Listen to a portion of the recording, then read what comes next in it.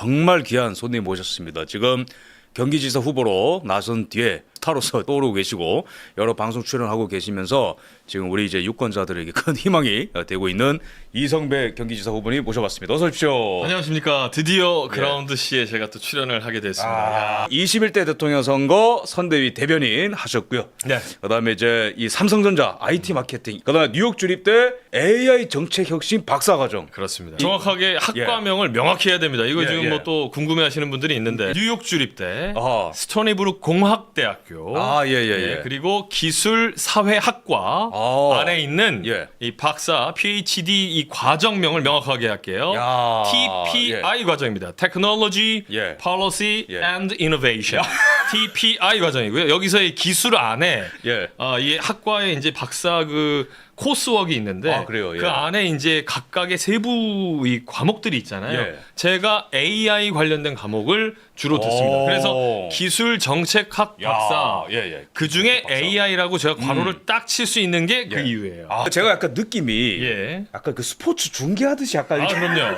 여러분들이 그 동안에 그 MBC 간판 아나운서였던 이성배하고 정치인 이성배가 같은 사람인 줄 몰라요.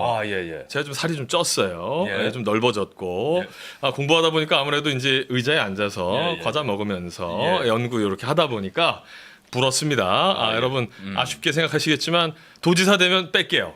그리고 제가 뭐 우리 쪽은 아니지만 44세 케네디 대통령과 유사하다 뭐 이런 얘기 많이 평가받고요. 그러네요. 근데 저는 사실 레이건 대통령을 좋아합니다. 성격 있게 가도 괜찮지 않겠습니까? 그럼요. 그래서 지금 과거 사진 나왔습니다. 네네네. 이게 지금 스포츠 중계 시절.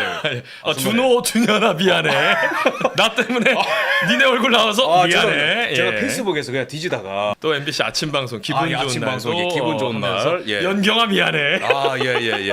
지금 이제 그 방송 보시는 우리 이제 시청자분들께서 뭐냐 이게 MBC에서 이렇게 보다가 또 이렇게 정치인으로서 또 보게 되니까 반갑다. 이런 분들이 많은 것 같습니다. 그다음에 저희 이제 페이스북 그냥 타임라인 따라서 쭉 이제 한번 말씀드려보겠습니다.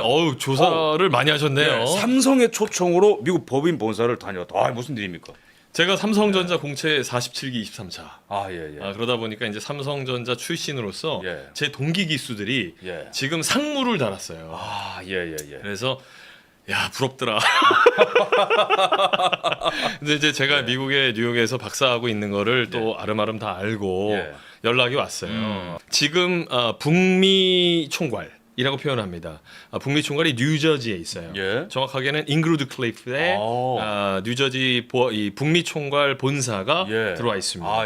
그쪽에서 이제 사업 구경도 하고 그쪽에 지금 어떻게 로컬라이징 돼서 진출이 되어 있는지 저한테 이제 설명도 해줄 겸해서 초청을 해서 잘 다녀왔습니다. 경기지사 후보로 나오시는 분이 이 지정학에 대해서 책을 쓰셨어요. 지오 파워입니다. 그라운드 C하고 이거 대화가 되거든요. 제가 여러 가지 공부를 하고 지금까지 뭐 다양한 과정들을 거쳤는데 제 논문의 이 박사 논문의 핵심은 기술 지정학입니다. 기술 지정학이다. 전 세계 이 패권 전쟁이 아주 첨예하게 진행되는 가운데 미중 패권 전쟁이 진행되는 그 기저에는 기술이 존재한다. 기술 패권 싸움을 치열하게 벌이고 있기 때문에 이 지정학에 대한 개념을 우리가 아주 쉽게 전달해주는 누군가가 필요하다. 그래서 저희 재단, 제가 설립한 한국데이터정보사회연구소 재단도 키디스에서 이 부분을 심도 있게 한 2년 이상 연구 활동을 했습니다. 저희 키디스 내에 있는 PBC 연구 이 연구회에서 이 책을 집필하게 된 거예요. 그래서 저 혼자 쓴 책은 아닙니다. 공저한 책이고요. 제가 이 부분은 굉장히 흥미롭게 보는 게 지금 이제 민주당 쪽에서는 그 추미애가 이제 확정이 됐습니다. 제 관점에서는 이 지정학에 대해서 넓은 식견이 있는 이 후보가 가진 강점, 이 어떤 그 차별 좀 뭐라고 보십니까? 지정학에 대해서 이 강점이 있는 후보예요. 자, 우리가 경기도 하면은 외교안보하고 무슨 상관이냐? 경기도지사의 삶만 생각해줘야지라고 하시는데 반만 아시는 겁니다. 지금 전 세계의 패권 전쟁이라고 제가 표현을 했고 호르무즈 해협을 가지고 미국 이란이 굉장히 첨예하게 대립하고 있는 가운데 이런 것들이 우리 대한민국 이 경기도 산업의 핵심 중소기업이에요. 사실 삼성전자와 SK하이닉스가 대기업으로서 굉장히 잘해주고 있지만 낙수 효과로서 중소기업들에게도 이런 혜택들이 내려가는 데는 아직 지지부진합니다. 중소기업들이 이번 미국 이란 전쟁으로 인해서 굉장히 어려움을 겪을 가능성이 크고 예. 호르무즈 해협이 저런 식으로 진행이 되면 앞으로 하반기에 펼쳐질 이 경제 상황이 경기도지사로서는 매우 중요한 관점을 갖고 있어야 한다. 이 말씀을 드리고 예. 본선에 나가면 아마 제가 추미애 후보와 이 부분에 대해서 심도 있는 토론이 이뤄질 텐데 예. 추 후보께서 예. 얼마나 공부가 되실지 예. 심히 걱정이 됩니다. 예. 뭐 제가 걱정할 일은 아니지만 예. 우리 도민들을 위해서는 건전한 토론이 이루어져야 그럼요. 하잖아요. 예. 그래서 그 부분에 대해서 좀 예. 제가 강하게 여쭙고 싶고 개인적으로는 하반기 인플레이션이 저는 개인적으로 예측이 좀 됩니다. 예. 특히 물가 상승률을 대략 한 4% 수준으로 저는 보고 있는데 예. 그 이유가 케빈 워시 이 연준 의장이 조만간 이제 올라오겠지만 예.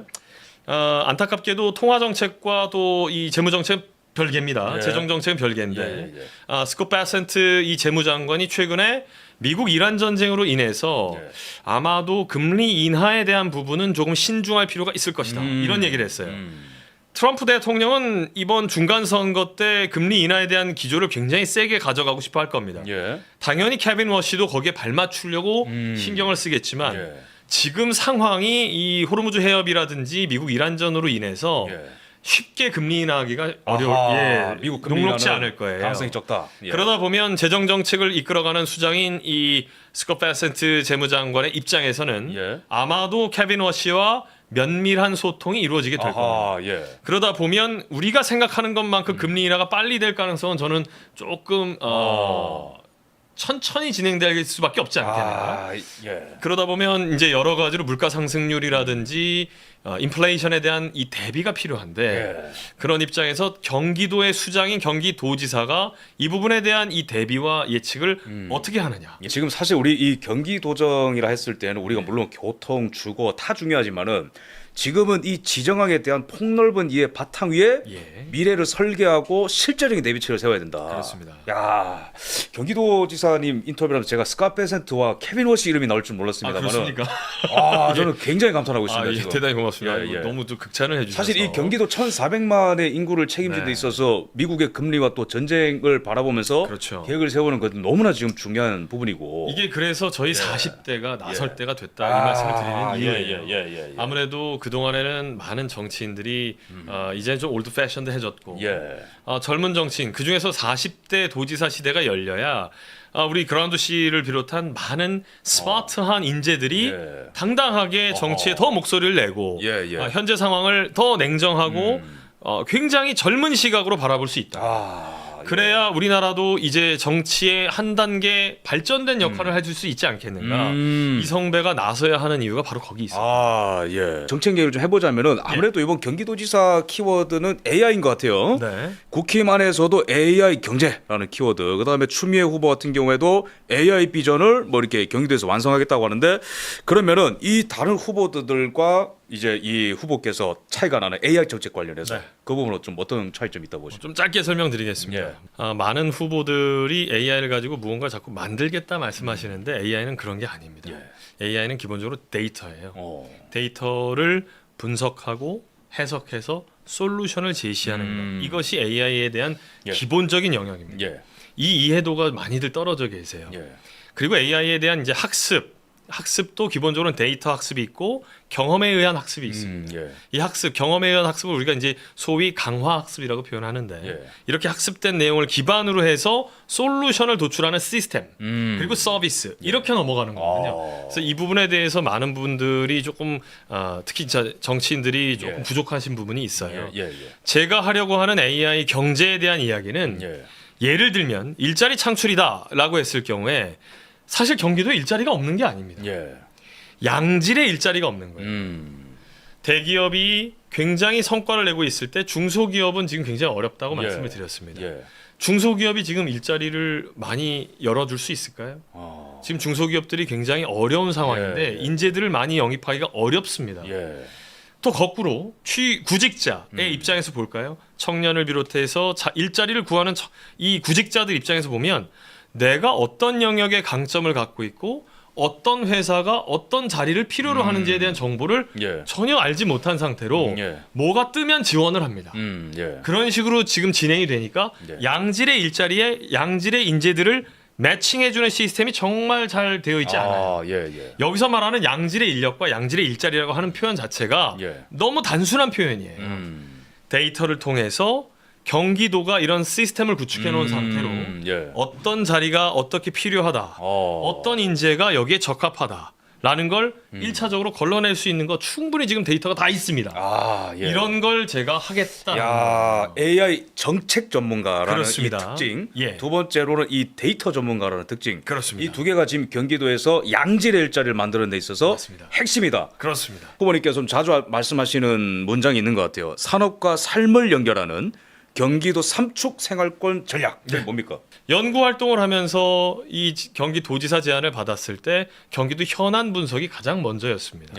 현안을 분석해 보니 무엇보다 경기도의 남북 간의 격차, 경기 북부와 남부의 격차 문제가 상당히 심각했고요. 그래서 이미 잘하고 있는 이 산업 영역은 잘 유지하면서 가되 잘 안 되고 있는 산업 영역을 어떻게 디벨롭할 것인가 이렇게 생각을 해봤습니다.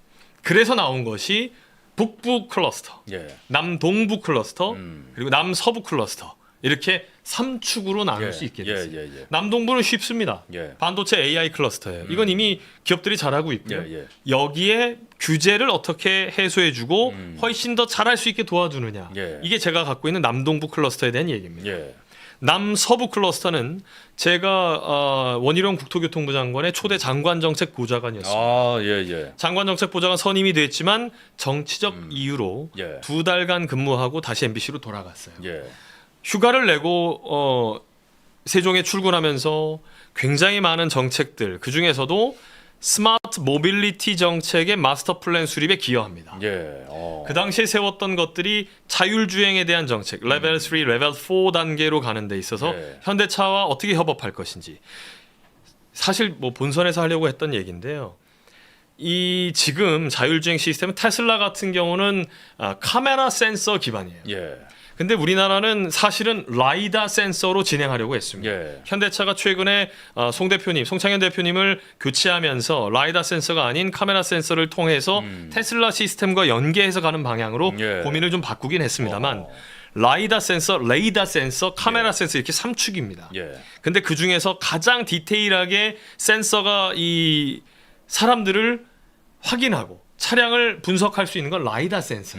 테슬라는 카메라 센서를 기반으로 해서 실증을 먼저 해버립니다. 그러니까 사실은 굉장히 위험한 거예요. 실제 차들이 자율주행으로 FSD, Full Self Driving이라고 하는 걸 시스템을 기본 데이터를 기반으로 돌리면서 실증을 하다 보니까 거기서 나오는 데이터를 통해서 훨씬 고도화를 시킬 수 있었던 거예요. 오히려 라이다 센서는 센서의 고도화에만 집중하다 보니까 이 경험 축적이 어려웠던 겁니다. 그러니까 강화학습 개념으로 보면 테슬라는 경험을 통해서 이 FSD, 그러니까 이 자율주행 시스템을 구축했던 거고 그렇지 않은 이 라이다 센서 기반은 센서는 좋은데 실제 데이터 축적에 뒤떨어졌다. 그런 차이가. 자, 이제 저는 이제 그런 부분들에 대한 학습이 워낙 되어 있다 보니까 또 그런 해당 기업들과의 네트워크를 워낙 잘 가지고 있었습니다. 솔직히 얘기하면 제가 이제 그런 기업들에 대한 제 키디스 재단이 이 기술 지주회사 역할로서 투자라든지 이런 부분까지 연계 시스템을 구축해 가고 있는 가운데 제가 그런 기업들을 눈여겨봤거든요. 자율주행은 AI의 핵심 중에 하나입니다. 그러다 보니까 스마트 모빌리티 정책을 철저하게 세우기 위해서 준비를 많이 했었고요. 그게 지난 정부의 이 모빌리티 정책의 또 핵심이었다. 이 말씀드립니다. 자, 이제 남부 축에 대한 말씀을 드렸는데 북부 축이 또 중요합니다. 북부 지역에는 바이오 클러스터를 그래서 생각을 했습니다. 의정부가 이미 바이오와 관련된 산업 육성을 잘하고 있고요. 산학 연계 시스템이 구축이 되어야 하는데 그러려면 이 바이오 클러스터의 산업이 들어왔을 때 R&D가 어떻게 되고 생산이 어떻게 돼서 실제 실증에서 성과까지 나는 그 축에 대한 이해가 필요합니다. 제가 뉴저지에서 귀국하기 전에 SK 바이오팜이라고 하는 회사의 대표님 만나고 또 그 관계자들을 통해서 어떻게 그 불모지 한국 기업이 대 글로벌 바이오 기업들과 어깨를 나란히 할 수 있었는지를 철저하게 듣고 바로 여기다. 바로 이 방법이다. 전략을 수립해서 들어올 수 있었습니다. 하지만 안 그래도 사실 제일 중요한 게 산학연 클러스터인데 또 미국이 또 그걸 정말 잘하지 않습니까? 그렇죠. 거기서 또 직접 경험하시고 맞습니다. 배워오시고 네. 또 적용하실 수 있는. 예. 예. 그래서 이제 바이오 클러스터를 북부 지역에 이제 한음으로 통해서 남북 간의 1차적인 격차를 해소하고 예. 그리고 나서 분도 얘기가 나와야 되는 거지. 예. 분도 얘기를 먼저 하면 자꾸 북부 사람들을 국가 지원금 빼먹으려고 하는 사람들로 폄하됩니다. 분도 이전에 먼저 이게 이 단계가 그럼요. 있어야 된다. 예. 중요한 말씀입니다. 제가 갖고 있던 솔루션이 바로 이 부분이고요. 예. 네. 우리 그 예비 경선 그 투표 날짜가 30일에서 내일과 모레 양일에 걸쳐 진행됩니다. 중요하네요. 우리 예, 책임 당원 여러분, 예.